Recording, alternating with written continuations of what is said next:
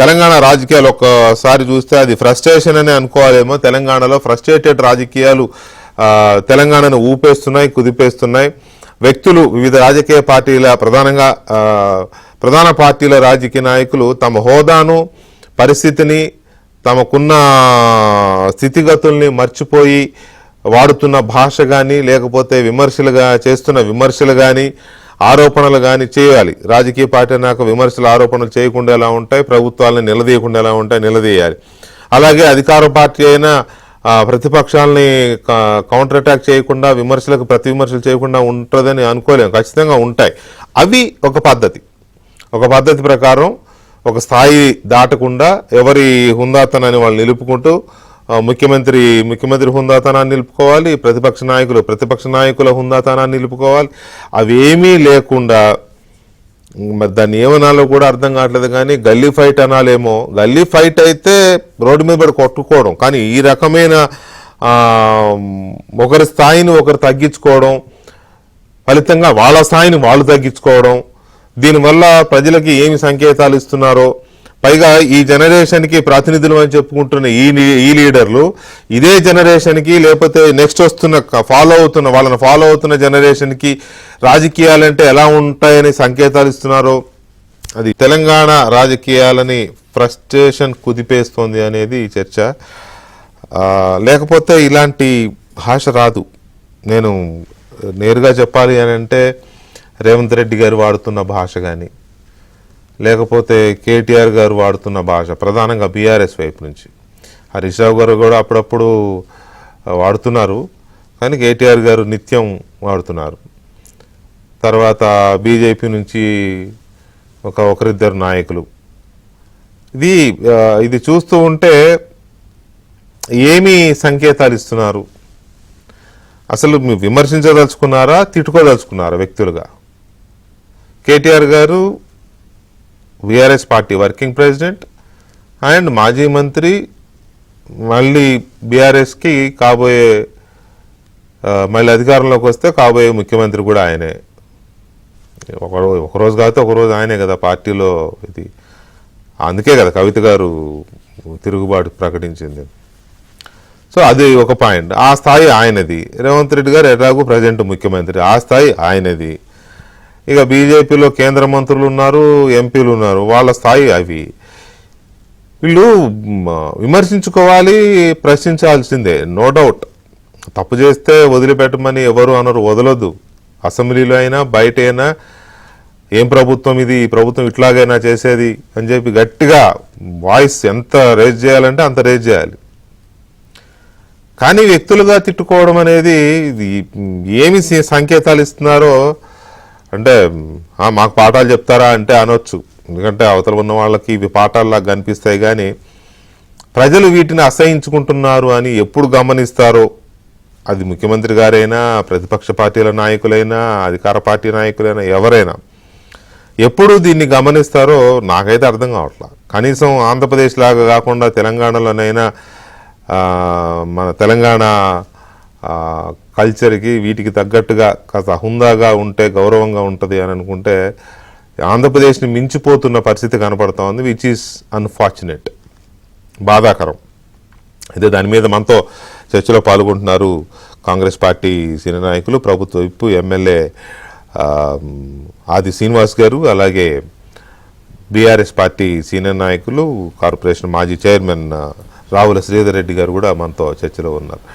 ముందుగా శ్రీనివాస్ గారు నమస్తే అండి. నమస్తే శ్రీనివాస్ గారు, కేటీఆర్ గారు ఇవాళ మాట్లాడిన మాటలు ఖమ్మం జిల్లా పర్యటనలో చాలా చాలా ఇబ్బందికరమైన లాంగ్వేజ్.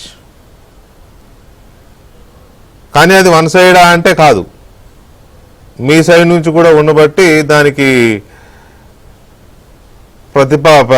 ప్రతిదాడి అనుకోవాలనో మరి ఏమనుకోవాలో, కానీ దానికి వ్యతిరేకంగా వచ్చిన భాష. కాకపోతే ఒక డోస్ ఎక్కువ. మీరు ఒకటంటే ఆయన 4 అంటున్నాడు. ఏ స్థాయిలో అన్నాడంటే పంది బలిస్తే నందవుతుందా, హౌలే, ముఖ్యమంత్రి అంటే ఇటువంటి పదాలు మంచిది కాదు. కానీ మీ సైడ్ నుంచి కూడా ఒకళ్ళిద్దరు అన్నారు. హౌలే అనే పదం అని ఉండకపోవచ్చు కేటీఆర్ గారిని, కానీ కొంత శృతిమించిన భాష మాట్లాడారు. ఇది ఏ రకమైన పద్ధతి? ఇది ఎవరి స్థాయిని వాళ్ళు మర్చిపోవడం ఏంటి? అది ఇప్పుడు మీ మాటల్లోనే వారి మాటలు బాధాకరమైనటువంటిది, సమాజానికి మంచిది కాదనేటువంటిది సందేశాన్ని ఇచ్చిండ్రు. నేను ఇద్దరిని అంటున్నా. అదే అదే నేనేమంటున్నా, మేము ఒకటంటే 4 అంటున్న అంశాలు చెప్పిన సందర్భం, ఆ ఒక్కటి కూడా ఎందుకు అనవలసి వచ్చింది అనేది కూడా చర్చ జరగాలి. ముఖ్యమంత్రిగా రేవంత్ రెడ్డి గారి పదవి బాధ్యతలు స్వీకరించిన నాటి నుండి కూడా ఈర్ష్యాభావము, అక్కసు, విషం వెళ్ళగక్కడం, ఈ 3 రోజుల్లో ప్రభుత్వం ఉంటుందా, కూలిపోతుంది కాలిపోతుంది, వీరు కలిసి ఉండరు అని ముందు శాపనార్థం పెట్టింది ఎవరనేది చూస్తే, 3వ తేదీన డిసెంబర్ 2023 నాడు ప్రభుత్వం వచ్చింది. ఏనాడు గౌరవ ముఖ్యమంత్రిగా పదవి బాధ్యతలు స్వీకరించారు. అప్పటి నుంచి ముందు ఎవరు తిట్టడం మొదలుపెట్టినంటే వాళ్ళ వైపు నుంచి వచ్చినటువంటి శాపనార్థాలు తప్ప ఆ మాటకు మాట్లాడడానికి ప్రయత్నం చేసినాము. ప్రజాస్వామ్య పంతాలు చెప్పేటువంటి ప్రయత్నం చేసినాం. కానీ ఈరోజు శృతి మించినాయి. కేటీఆర్ గారి మాటలు ఏవైతే శృతి మించినాయి, ఇంతకుముందు సాయంత్రం ప్రెస్ మీట్లో కూడా చెప్పడం జరిగింది. ఇది ప్రజాస్వామికవాదులందరూ కూడా ఖండించవలసిన అవసరం. ప్రతిపక్షంలో ఉండరు కాబట్టి సూచనలు ఇవ్వాల్సిందే, ప్రతిపక్షంలో ఉన్న వాళ్ళు విమర్శించవలసిందే. కానీ వ్యక్తిగతంగా విమర్శ అనేది తారాస్థాయికి తీసుకొని పోవడంలో, అంటే ఆనాడు కేసీఆర్ గారిని మించినటువంటి తనయుడు రోజు మాట్లాడినటువంటి మాటలు తప్ప, ఇప్పుడు అవే మాటలు నంది బలిస్తే పందవుతుందని చెప్పి ఇటువైపు నుంచి కూడా అనవచ్చు. కానీ సభ్యత అడ్డస్తని చెప్పి అనే పరి సందర్భం లేవు. ఒక ముఖ్యమంత్రి చేరుని పట్టుకొని ఇప్పుడు హౌలే అనేటువంటి పదము గ్రామీణ ప్రాంతం ఎదురుగంటే ఉంటేనే చేయి తీసి చెప్పే మీద కొట్టేటువంటి సందర్భం కూడా గ్రామాల్లో చూస్తాం మనం.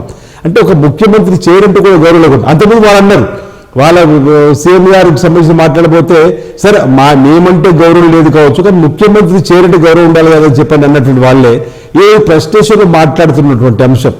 సరే వ్యక్తిగా నేనేమనుకుంటున్నంటే ఇంట్లో ఉన్న పంచాయతీ బయట తీసుకొస్తున్నా ఏందని, అంటే ఆధిపత్య పోరు వల్ల కూడా నేను ఒక మాట కంటే ఒక మాట ఎక్కువ అంటేనే నాకు ఏదన్నా కుటుంబంలో నా వైపు ఉంటుందని చెప్పని ఆలోచన. కానీ ఈ విధానం సరైనదిగా ఈరోజు ఖమ్మంలో మాట్లాడిన మాటలంతా కూడా తెలంగాణ తెలుగు మాట్లాడే వారందరూ కూడా ఆశ్చర్యపోతుండే, ఏంటి మాటలు ఈ విధంగా ఎందుకు సంబోధిస్తూ మాట్లాడిన మాటని. ఈరోజు సరే డ్రగ్స్కి సంబంధించిన అంశం చిట్ చాట్లో వచ్చిందని చెప్పని దాంతో మొదలుపెట్టినట్టు. అంతకంటే ముందు వైట్ ఛాలెంజ్కి సంబంధించిన అంశం వచ్చినప్పుడు ఢిల్లీలో చిట్ చాట్లో మాట్లాడారు. అంతకుముందు డ్రగ్స్ కి సంబంధించిన అంశం వచ్చినప్పుడు వైట్ ఛాలెంజ్ డ్రగ్స్ విషయంలో ఇదనేది ఇవాళది కాదు కదా, దాదాపు 3-4 years నుంచి నడుస్తుంది. అదే చెప్తున్నా. ఆ అంశం చిట్ చాట్ అన్నదానికే కదా ఇప్పుడు నిన్న వచ్చిన ఇతను మళ్ళీ కేటీఆర్ గారు అనేది. పాత ముచ్చట్నే కొత్తగా వస్తున్నప్పుడు దానికి సమాధానం చెప్పాల్సి పోయి పర్సనల్ గా అటాక్ అనేది అది కూడా మామూలు బూతులు కాదు. ఆ విధంగా పెట్టడం అనేది లైవ్ లో వెళ్ళిపోతుంది. సరే మీరు తర్వాత కట్ చేసి చూస్తారేమో వార్తలలో, కానీ లైవ్ లో విన్నప్పుడు సోషల్ మీడియాలో వచ్చినప్పుడు చిన్నపిల్లలు చూసే సందర్భం అవన్నీ మాటలు తిరిగి ఇటువైపు కూడా అనడానికి స్కోప్ ఉంది. కానీ నా స్థాయిలో కూడా అంటే వారు అన్నదానికి బదులుగా మాట్లాడేటప్పుడు ఓ సభ్యత అడ్డొచ్చి అనలేకపోతున్నాం. అయినా మీరు తిట్టే విధానంలో ఎంచుకునేటువంటి పదాలు, ఎంచుకునేటువంటి భాష, సంస్కృతి మంచిది కాదనేటువంటిది నా సూచన.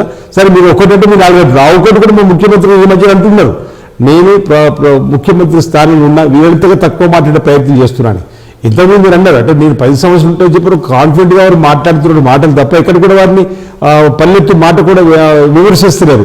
వీరు ఇంతగానో మాట్లాడితే ఎక్కడన్నా వారు ఒక్క మాట అంటే దాన్ని మళ్ళీ భూతంతులు చూపిస్తారు. అందుకే ఈ మధ్యలో వారు బూతు పదాలు కానీ ఇతరత్ర మాట్లాడడం లేదు. అంటే కార్యకర్తలకు సంబంధించిన అంశంలో మనం ఏ విధంగా ఉండాలో చెప్పేటువంటి తెలంగాణ సమాజం తెలంగాణలో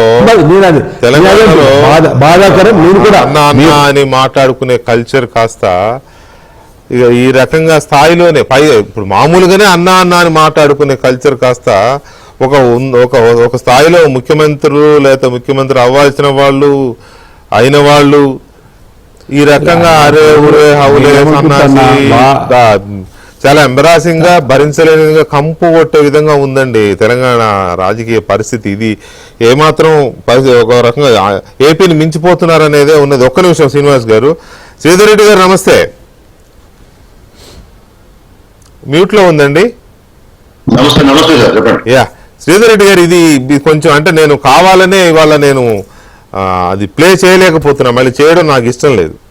చేయాలంటే ఎందుకో అది కొంచెం ఇది ఉంది. రేవంత్ రెడ్డి గారు అన్నవైనా ఇవాళ కేటీఆర్ గారు మాట్లాడింది అయితే ఇక అది దాని ఏమన్నా పీక్స్ లో ఉంది ఆ అటాక్. దాని అటాక్ అనాలో ఆ లాంగ్వేజ్ అనాలో పీక్స్ లో ఉంది. ఎందుకో ఏమంటారు, మీరు ఏమంటారు దానికి? ఇప్పుడు ఒకటండి, భాష విషయంలో అందరం సంయమనం ఉండాలి, మంచిగా మాట్లాడుకోవాలి, గౌరవాలు ఇచ్చిపుచ్చుకోవాలి, కఠినంగా మాట్లాడవచ్చు కానీ పరుషంగా మాట్లాడొద్దు. ఎంత కఠినంగా మాట్లాడొచ్చు, తప్పలేదు, కరెక్ట్, యు ఆర్ రైట్. కఠినంగా మాట్లాడొచ్చు, కరెక్ట్. పరుషంగా మాట్లాడదు. అవును. ఇతరుల మనోభావాలు, ఇతరుల నొప్పించడము, వాళ్ళను చులకన చేసి మాట్లాడటము, ఈసనిచ్చినట్టు మాట్లాడటము, ప్రజలంతా చూసి మన అసహించుకున్నట్టు మాట్లాడడం, ఇది సరైన పద్ధతి కాదు. అది ఎవరేం చేసిన పాయింట్ నెంబర్ 1. దీంట్లో ఎటువంటి సందేహం లేదు. కానీ ఎటువంటి పరిస్థితులు దాపురిస్తున్నాయి? అసలు తెలంగాణలో ఈ సంస్కృతి రావద్దని అందరం బలంగా కోరుకోవాలి. మీరు అన్నట్టు ఆంధ్రప్రదేశ్ లో ఇక వాళ్ళ సంగతి చూస్తేనైతే ఒక్కోసారి చాలా బాధేస్తుంది. ఇక ఆడికి మనం పోతామని చెప్పి భయం అవుతుంది. వాళ్ళు ఇప్పుడు మెరుగయ్యారండి.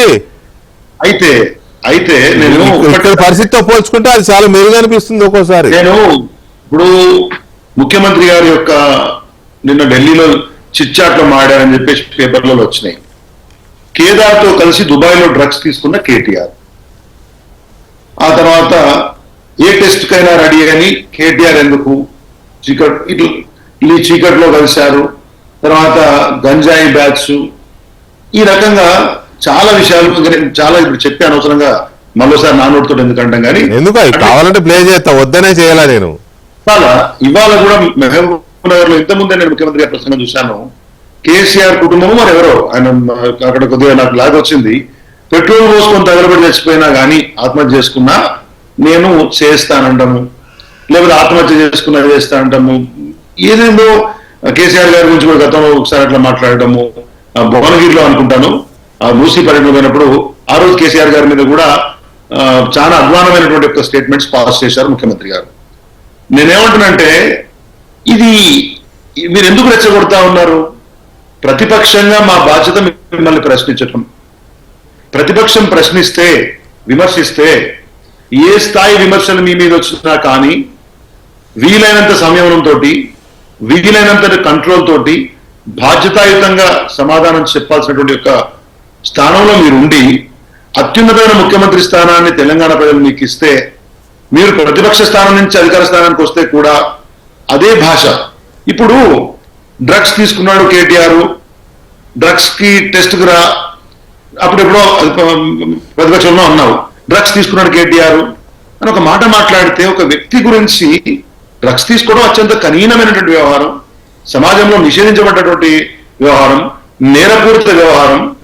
ఒక ప్రతిపక్ష నాయకుడు, మాజీ మంత్రి, ఎమ్మెల్యేగా వారు ఇప్పుడు ఉన్నారు, ఒక పార్టీ వర్కింగ్ ప్రెసిడెంట్, మీరు what are you trying to communicate to the people of Telangana? అంటే మీరు వ్యక్తిత్వ హననం చేసి క్యారెక్టర్ అసాసినేట్ చేసి ప్రజల్లో పల్చన చేసి తద్వారా రాజకీయపరమైన ప్రయోజనం పొందాలని చెప్పేసి ముఖ్యమంత్రి గారు కానీ వాళ్ళ పార్టీ ఎంపీలు ఎమ్మెల్యేలు కానీ మిగతా వాళ్ళు మాట్లాడినప్పుడు ఇక ఇప్పుడు మీకు సెల్ఫ్ డిఫెన్స్ మీరు కాపాడుకోవాల్సిన పరిస్థితి. సాక్షాత్తు ముఖ్యమంత్రి గారు, వాళ్ళ ఎంపీలు, ఇప్పుడు జగదీష్ రెడ్డి గారు ఒక మాట మాట్లాడారు.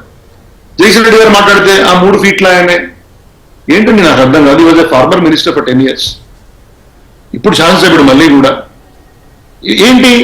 ఒకవేళ మిమ్మల్ని ఆయన బాధ పెట్టే మాటలే మాట్లాడి ఉండవచ్చు కాక, ఒకవేళ కఠినంగా విమర్శించి ఉండవచ్చు కాక, కాళేశ్వరం విషయంలోనో మరో విషయంలోనో మీరు వారి కాన్స్టిట్యున్సీకి వచ్చే కంటే ముందు ఇప్పుడు కామన్ కదండి, ప్రతిపక్షం రేవంత్ రెడ్డి గారు తుంగతుర్తి పోతున్నాడు, వాళ్ళ మా స్థానిక మాజీ శాసనసభ్యుడు అంటారు, ఖచ్చితంగా అంటారు, చెప్పిరా అంటారు. మీరు వస్తున్నారు కదా, రైట్, కామన్ కదండి.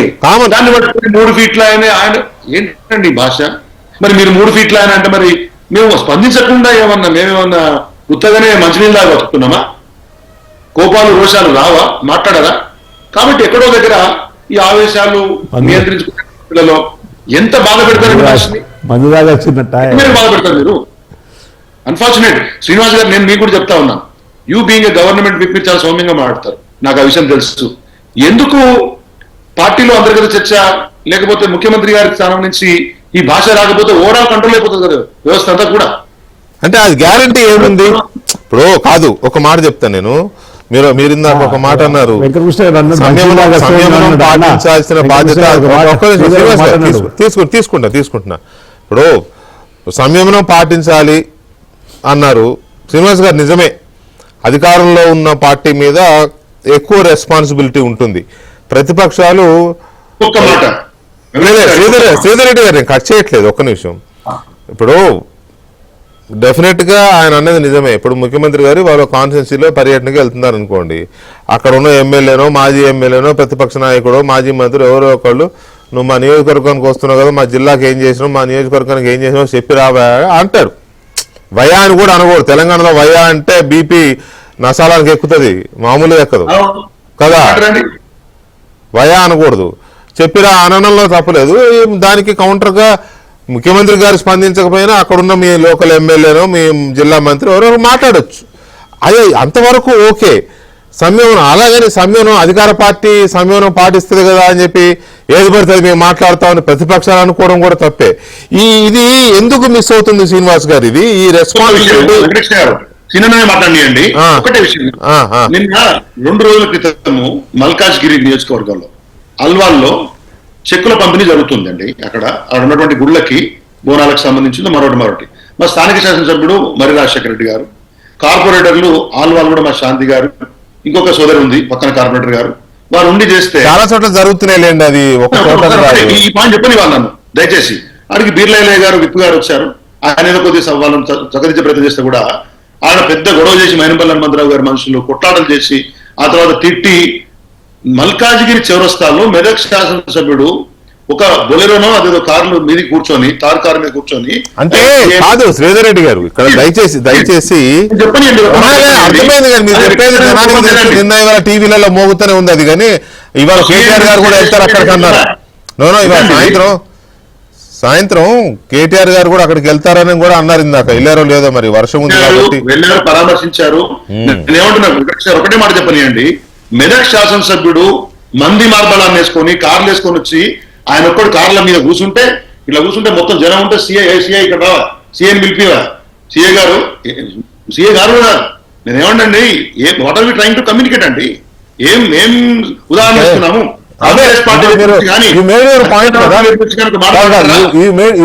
పాయింట్ కదా. నేనేమంటానంటే నేను అబ్జర్వేషన్ చెప్తున్నా. 2 days బ్యాక్ తెలంగాణ భవన్లో మీటింగ్ అయింది కార్యకర్తల మీద. మెదక్లో కాంగ్రెస్ వాళ్ళు బీఆర్ఎస్లో చేరడము సంథింగ్ ఏదో ప్రోగ్రాం జరిగింది. ఆ ప్రోగ్రాం జరిగినప్పుడు వాళ్ళు చేర్చుకున్నప్పుడు కేటీఆర్ గారు మెదక్లో గాడిదలన్నీ వెళ్ళిపోయినాయి, 2-3 ఉన్నాయి, ఆ 2-3 అంటే అంటే ఆ సెగ ఎక్కడ తగులుతుంది? తగలాచుంటోడే తగులుతుంది కదా. గాడిదలన్నీ వెళ్ళిపోయినాయి, 2-3 గాడిదలు ఉన్నాయి అని అంటే అది ఎవరిని ఉద్దేశించి అన్నట్టు ఎవరికి అర్థం కాదు అది. సో అక్కడ అటువంటి ఈ సంయమనం పాటించాలి అధికార పార్టీ అనే పాయింట్ మీరు అన్నప్పుడు సంయమనం పాటిస్తారు కదా అని చెప్పి ప్రతిపక్షంలో ఉన్న మనం ఏదైనా మాట్లాడదాం, వాళ్ళు మూసుకొని కూర్చుంటారు అని అనుకోవడం కూడా ఒక్క నిమిషం లెట్ మీ ఆస్క్ శ్రీనివాస్ గారిని. శ్రీనివాస్ గారు, ఇప్పుడు ఓకే సంయమనం అయితే పాటించాలండి, నో డౌట్ అందులో. మీ వైపు నుంచి ప్రతిపక్షం ఏదన్నా ప్రశ్నించినా విమర్శించినా భరించే ఇది కనిపించట్లా. అధికార పక్షం వైపు నుంచి ప్రశ్నిస్తారండి, ప్రతిపక్షం ప్రశ్నిస్తుంది, మీడియా ప్రశ్నిస్తుంది, అందరూ ప్రశ్నిస్తారు. ప్రశ్నించినప్పుడు సమాధానం చెప్పాలి, లేదా దానికి సంబంధించిన డేటా రిలీజ్ చేయాలి, లేదా ప్రతి విమర్శ కూడా చేయొచ్చు. ఒకటి మాత్రం వస్తాం, నేను ఒప్పుకుంటా, సోషల్ మీడియా శృతిమించుతోంది. సోషల్ మీడియా అయితే చాలా భయంకరంగా శృతిమించుతోంది, దానికి హద్దు పద్దు లేకుండా పోతుంది. ఓకే, అది దాన్ని ఎవడేం చేయలేడు. ప్రపంచవ్యాప్తంగా ఉన్న ఒక మెనస్ అది అయిపోయింది, దాన్ని మనం ఏం చేయలేని పరిస్థితిలో ఉన్నాం. సో ఇక్కడ నేనేమంటానంటే సంయమనం పాటించాల్సిన అధికార పక్షం ఎందుకు దూకుడుగా వెళ్తోంది? ఇప్పుడు ఇంతకుముందు శ్రీధర్ బైసా ఒక మాట, మేము మంచినీళ్ళు దాగేస్తాం అనుకుంటుర్రా అని, మరి ఏం దాగచ్చిండ్రు అనేది నాకు అర్థం కాని సమస్య ఈరోజు ఇష్యూలో. అలా అంటే ప్రజలలో కూడా ఒక అనుమానం రేకెత్తించే విధంగా వారు మాట్లాడు మాటలు, మేము మంచినీళ్ళు దాగేమని వస్తావా అని చెప్పారంటే దాని అర్థం ఏందో మాకు తెలియడం లేదు. ఈరోజు ఎంత సమన్వయం నేనే శ్రీధర్ రెడ్డి గారు ప్లీజ్ ప్లీజ్ ప్లీజ్ ప్లీజ్ మీ స్థాయి తగ్గట్టు మాట్లాడండి. లేదా సాయి పాపం ఆయన తప్పే మాట్లాడలేదు. మీ స్థాయి- No, no, no. No, Sridhar గారు, శ్రీధర్ గారు, ఇప్పుడైతే చెప్తున్నా, ఈ నిమిషానికి నేను చెప్తున్నా శ్రీనివాస్ గారు స్థాయికి తగ్గట్టే మాట్లాడారు. మీరు ఇందాక మీరు మాట్లాడితే మేము మంచిని తాగొస్తామని మీరు అన్నారు కదా. అందుకు దానికి చెప్తున్నా, తప్పేం లేదు అందులో. మీ స్థాయి గురించి మాట్లాడి పెద్దోడు దయచేసి ఇక్కడ కూడా ఒక గొడవ పెట్టుకోవాలి. అన్నదాన్ని చెప్తే నేను అదే చెప్పాలని శ్రీధర్ నువ్వు అటు ఉండండి ఒక్క నిమిషం కొంచెం. శ్రీనివాస్ గారు మీరు టాపిక్ లోకి వచ్చేయండి. నువ్వు సరి చేసుకోవడం కావాలి. శ్రీనివాస్ గారు టాపిక్ లోకి వచ్చేయండి. నేనేమలేదు, నేను టాపిక్ లోకి వచ్చిన బా స్థాయి గురించి మాట్లాడి ఆయన స్థాయి పెద్ద చెప్పలేదు. శ్రీధర్ నేనేమంటున్నా, నేను నువ్వు అన్న మాటలు ఉటంకించిన అంతే తప్ప నేను మీ స్థాయి తగ్గించాలి ప్రయత్నం చేసి అప్పటికి నా స్థాయి గురించి మాట్లాడుతున్నారు. ప్రజలు ఆలోచించి ఎవరికి ఏ స్థాయిలో చెప్పి ఇస్తారు. ప్రజల్లో మనం ఉండాలి, ప్రజల ప్రేమను చూరగొనాలి, ప్రజలకు సంబంధించిన కష్టసుఖంలో పాలు పంచుకోవాలి.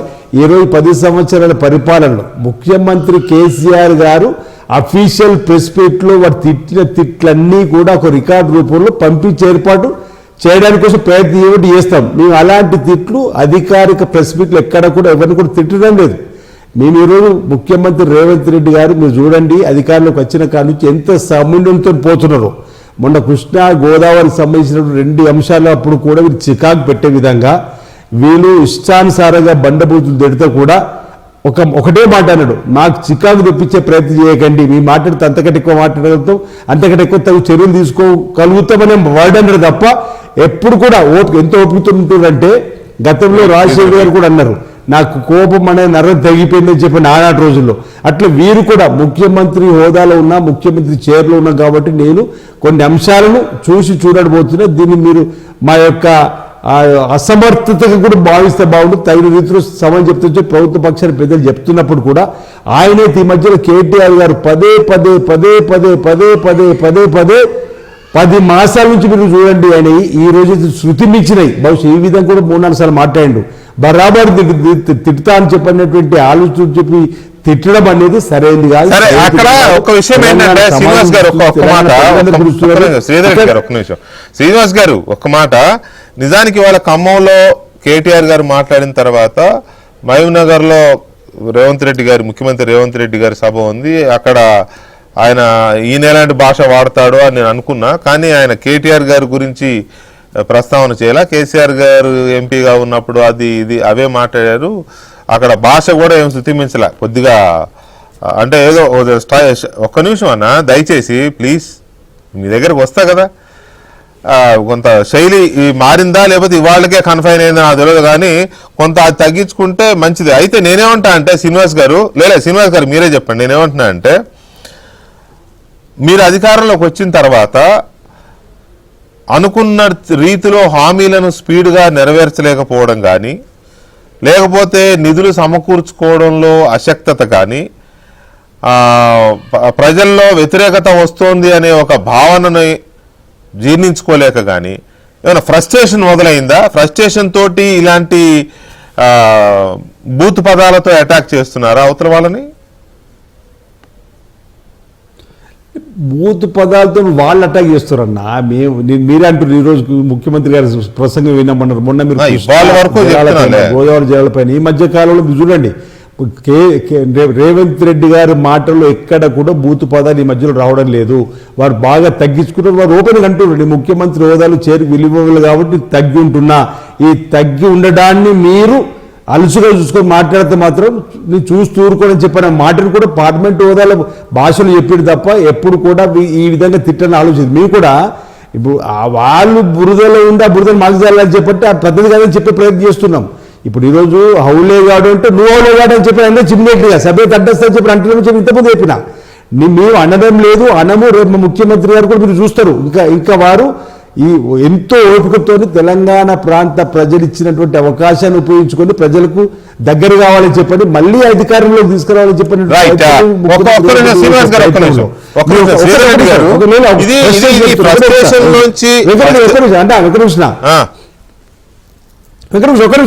ఒక నిమిషం అన్న, మేము ఒక్కొక్క పథకాన్ని అమలు చేసుకుంటూ వస్తున్నామన్నా. మాకు ఎలాంటి ఫ్రస్ట్రేషన్ లేదు. గేమ్ చేంజర్ లాంటి పథకాలను కూడా తీసుకొని వచ్చినాం. సన్న బియ్యం, ఇందిరా మిన్లు, రేషన్ కార్డులకు సంబంధించి కూడా అంటే ప్రజలకు నమ్మకం కలిగింది. రేవంత్ రెడ్డి గారి సర్కార్ మీద, ఇందిరా రాజ్యం మీద కాంగ్రెస్ పార్టీ వచ్చింది, అన్ని వర్గాల ప్రజల కోసం అమలు చేస్తుంది, ఒకటి తర్వాత ఒకటి. ఇక రేపు మీకు పెన్షన్ ఇచ్చుకోవాల్సి ఉంది, కొత్తది పెన్షన్ పెంచుకోవాల్సి ఉంది. అటు రాష్ట్ర ఆర్థిక పరిస్థితిని బట్టి ఒకటి తర్వాత ఒకటి ఆలోచనకు తగ్గట్టుగా ఆర్థిక పరిస్థితి లేదు అనే ఫ్రస్ట్రేషన్ వల్ల వస్తున్నదా అనే నేను అడిగింది. సరే, దానికి మీరు చెప్పారు.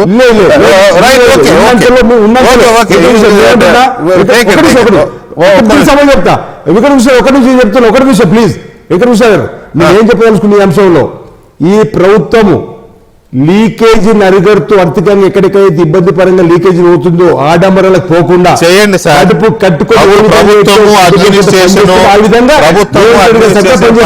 వీటి గురించి నేను మాట్లాడడం లేదు. ఇప్పుడు నేను మాట్లాడుతున్నదల్లా ఫ్రస్ట్రేట్ ఎందుకు అవుతున్నారు, ఈ భాష ఎందుకు వస్తుంది అన్ని పార్టీలకు, పై స్థాయి నాయకులకు అనేది నా టాపిక్. ఒక్క నిమిషం శ్రీనివాస్ గారు, ఒక్క నిమిషం. శ్రీధర్ రెడ్డి గారు, ఒక్క మాట అయితే వాస్తవం, అధికారం కోల్పోయిన పరిస్థితిని బీఆర్ఎస్ పార్టీ లేదా కేసీఆర్ గారి ఫ్యామిలీ జీర్ణించుకోలేకపోతుందనే టాకు బలంగానే ఉంది. దానికంటే ఎక్కువ రేవంత్ రెడ్డి గారిని సీఎంగా అసలు చూడలేకపోతున్నారు, టాలరేట్ చేయలేకపోతున్నారు అనేది ఇంకొక టాక్ ఉంది. దీనివల్ల వస్తున్న ఫ్రస్ట్రేషన్ ఇది అనేది ఒక ప్రశ్న నాది మీకు స్ట్రైట్గా. రెండవది, ఇప్పుడు కేటీఆర్ గారు, నేనైనా, మీరైనా, సీనన్నైనా, ఎవరైనా, రేవంత్ రెడ్డి గారు ఫర్ దట్ మ్యాటర్, అంతా ఒక జనరేషన్. మనని ఆనుకొని ఇంకొక జనరేషన్ ఉంది. దాని తర్వాత ఇంకో వీళ్ళందరూ లైవ్లో ఉన్నారు ఈ జనరేషన్స్ అన్నీ.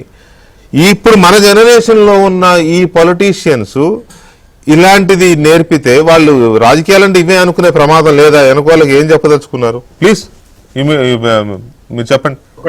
సూటిగా ఒకటి, ఫస్ట్ ఆఫ్ ఆల్ ఇంతకు ముందు ఒకటే చిన్న ఎక్స్ప్లెనేషన్ ఇచ్చిన తర్వాత చెప్తాను.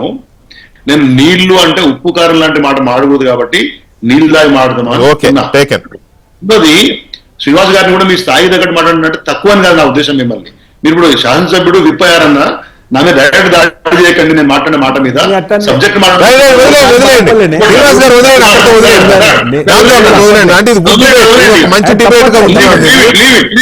నేను మిమ్మల్ని తక్కువ మాట్లాడలేదు. మూడో పాయింట్ మీరు అన్నది ఒకటండి, ఎవరు ఒప్పుకున్నా ఒప్పుకోకపోయినా రేవంత్ రెడ్డి గారి రాష్ట్రానికి ముఖ్యమంత్రి కదా, మిగతా మంత్రులు ఒప్పుకోవట్లేదు కదా. మేమెందుకు ఫ్రస్ట్రేషన్ అవుతామండి? కేసీఆర్ గారికి ఏమన్నా ప్రతిపక్షంలో ఉండడం కొత్తమా, లేకపోతే అధికార పక్షంలో ఉండడం కొత్తనా, లేకపోతే వారి ఎక్స్పీరియన్స్ అనేది అధికార పక్ష ప్రతిపక్ష ఉద్యమ ఇన్ని ప్రస్థానాలు కొనసాగినటువంటి ఒక నాయకుడు ఒక ముఖ్యమంత్రికి ఫలానాయన అయ్యాడని చెప్పేసి ఏదో బాధతోటి మాట్లాడతారని మాట్లాడడం అనేది ఉద్దేశపూర్వక అభాండం వేయడము, ఏదో ఆనందం పొందే ప్రయత్నం చేయడం దాంట్లో నెంబర్ 1. నెంబర్ 2, ఇది ఎందుకు వస్తా ఉంది మీరు అన్నారు కదా భాష ఇదంతా అంటే, ఇవాళ ఇప్పుడు ముఖ్యమంత్రి గారు తగ్గించుకున్నారని మీరు అంటున్నారు. మహబూబ్ నగర్ లో ఏం చెప్పారండి, మిమ్మల్ని పిలిచేది అడ్వైజర్ల కోసమో మరొకటి కాదు, మీరు మేము చేస్తున్న అభివృద్ధి చూసి ఏడ్చుకోవాలా లేకపోతే మీరు బాధపడాలనే పద్ధతిలో ముఖ్యమంత్రి గారు మాట్లాడడం గుండెల మీద కుంపట్లా తయారని. నేను ఏమంటే కేసీఆర్ అంటే ఆయన ఒక 4 దశాబ్దాలు మిమ్మల్ని ఇంటరప్ట్ చేయను, కానీ మిమ్మల్ని ఇంటరప్ట్ చేయను చేయాలని కాదు. నిజానికి వాళ్ళ ఖమ్మంలో కేటీఆర్ గారు మాట్లాడిన తర్వాత సాయంత్రం మహబూబ్ నగర్ సభలో ముఖ్యమంత్రి ఎలా మాట్లాడతారు ఇవాళ అని నేనే కాదు మీడియా అంతా చాలా కీన్గా అబ్జర్వ్ చేసింది. ఆయన మీరు మధ్యలోంచి విన్నట్టు అనిపిస్తోంది నాకు మీరు చెప్తున్న దాన్ని బట్టి.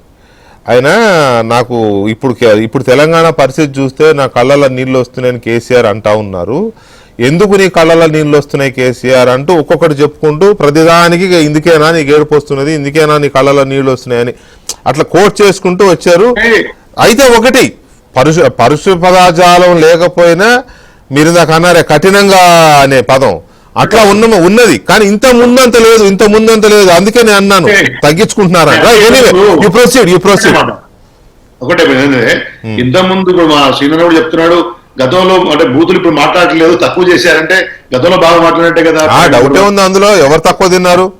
ముఖ్యమంత్రి అయిన తర్వాత శ్రీధర్ ముఖ్యమంత్రి అయిన తర్వాత మారింది భాష చూడండి.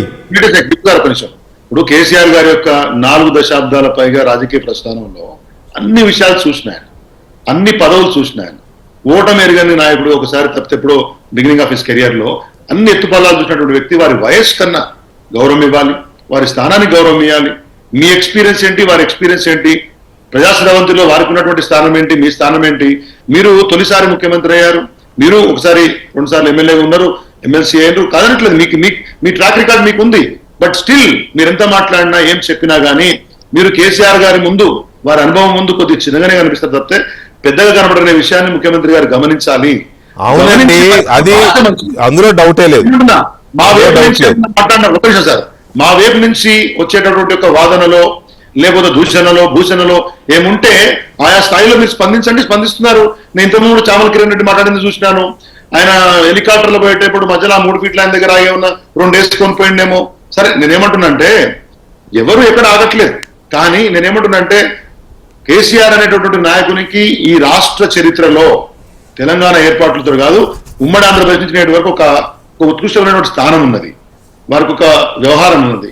నేనేమంటే మీరు ప్రతిపక్ష నాయకునిగా వారికి ఇచ్చేటువంటి గౌరవం ఎంత ఇస్తారో మీరు తెలుసుకోండి, కానీ ఉద్దేశపూర్వకమైనటువంటి రెచ్చగొట్టడము, మనోభావాలు పాయింట్ ఏంటంటే శ్రీధర్ రెడ్డి గారు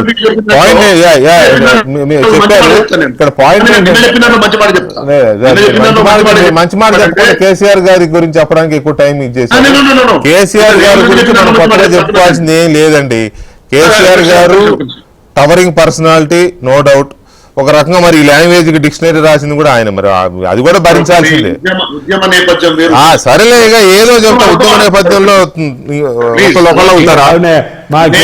అదేమంటే ఉద్యమాన్ని అడ్డం పెట్టుకొని బతికేస్తారా? మాట్లాడతలేడు. జనరేషన్ గుర్తుపెట్టుకోవాలండి. జనరేషన్ గొప్పదన్నావు. నిన్న రేవంత్ రెడ్డి గారి ప్రసంగం నుంచి ముగించండి, టైం లేదు, ముగించండి ప్లీజ్. నిన్ననే రేవంత్ రెడ్డి గారి ప్రసంగంలో ఒక మంచి మాట అయితే ఉండే, కేసీఆర్ గారు నాకు రాజకీయ ప్రత్యర్థి గాని శత్రువు కాదని చెప్పాడు ఆయన. ఆ మాట మీద ఉండి అదే డీసెన్సీలో ఇక్కడ ప్రాబ్లం ఏంటంటే మీరేమో రేవంత్ రెడ్డి గారు అట్లే ఉండాలి, మూసుకొని ఉండాలి అంటారు, వాళ్ళేమో కేసీఆర్ కేటీఆర్ మూసుకొని ఉండాలి వాళ్ళు అంటారు.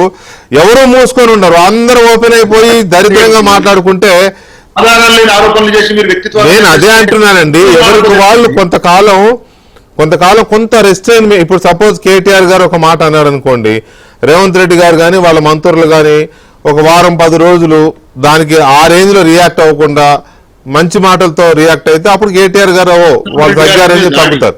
అప్పుడు వీళ్ళ సైడ్ నుంచి ఏమైతే మీ వాళ్ళు కూడా తగ్గితే బాగుంది. లేకపోతే అదేలే మీరు ఇప్పుడు అదే మీరు ఇలాగే కంటిన్యూ చెప్పేది కూడా లేకుండా మీకు ఎంతసేపు మీరు ఎవరైనా అంతే తయారయ్యారు. Unfortunately this is very unfortunate.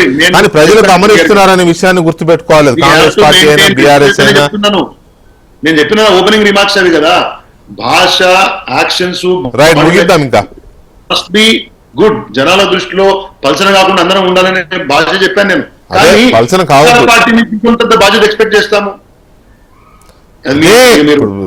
అధికార పార్టీ నుంచి బాధ్యత ఉండాల్సిందే, వాళ్ళకి ఆ సంయమనం ఉండాల్సిందే అన్ని రకాలుగా. కానీ గతంలో అధికారంలో ఉన్నప్పుడు మీకున్న సంయమనం అనే ప్రశ్నకు సమాధానం ఉండదు కదా ఇటువైపు నుంచి. అది ఇక్కడెవరిని ఒకళ్ళొకరు బేరీ చేసుకుంటున్నారు. దయచేసి ఇక నుంచి బేరీ చేసుకోకుండా ఇక నుంచైనా ఒక హుందాతనంతో మాట్లాడుకొని విమర్శించుకొని హుందాగా ఆరోపణలు చేసుకుంటే అంతా బాగానే ఉంటుంది. చూద్దాం ఏం జరుగుతుందో, భవిష్యత్తు అయినా బాగుంటుందేమో, మంచి పాలిటిక్స్ వస్తాయేమో అని ఆశిద్దాం. Thank you very much Srinivas గారు, శ్రీధర్ రెడ్డి గారు, థ్యాంక్ యూ వెరీ మచ్ అండి. ఇది ఇవాళ డిబేట్. మళ్ళీ రేపు కలుద్దాం. శుభరాత్రి.